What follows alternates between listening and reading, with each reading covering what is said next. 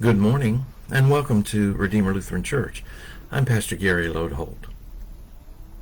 As we finish our tour of the Tabernacle this week, we come at last to the inner room of the tent of the Tabernacle, the Holy of Holies. Here, the very presence of God was shielded from the eyes of mortals.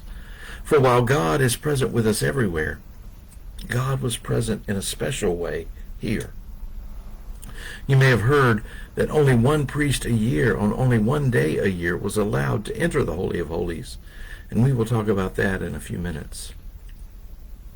First, and the most well-known thing in the Holy of Holies was the Ark of the Covenant.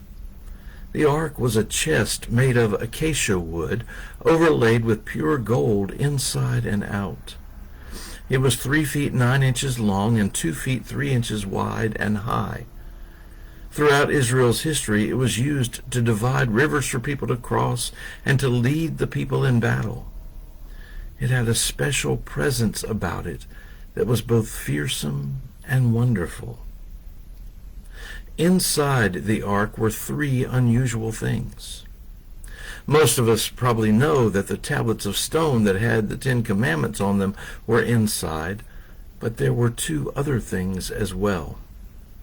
Inside there was also a jar of manna.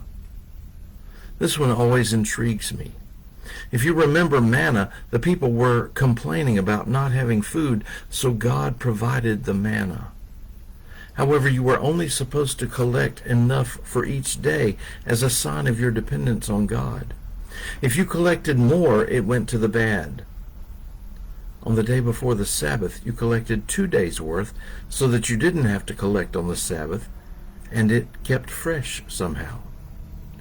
But inside the ark was a jar of manna that never went bad, to remind the people of how they complained, how God answered, and how they truly depend on God.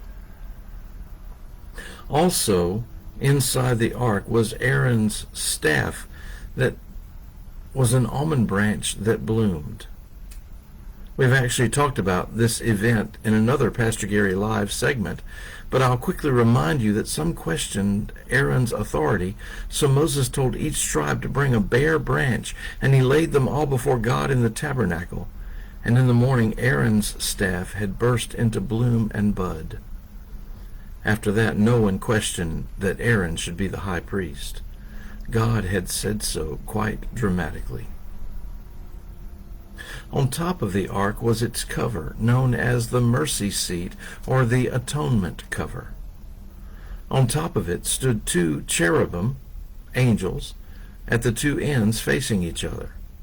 The cherubim, symbols of God's divine presence and power, were facing downward toward the ark with outstretched wings that covered the atonement cover.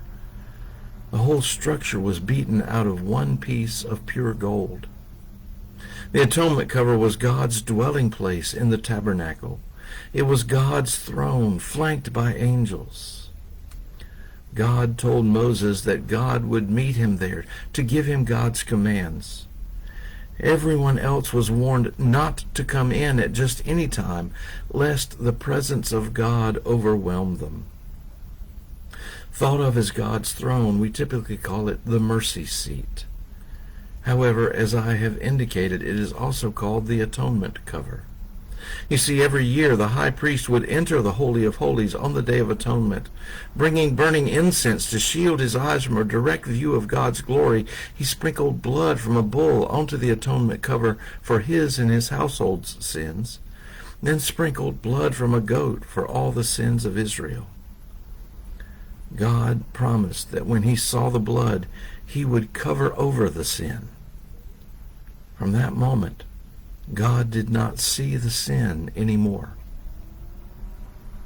To atone means to cover over, so the name fits. I also want to point out that many have noticed that the word atone can be split into 2 words to make at one.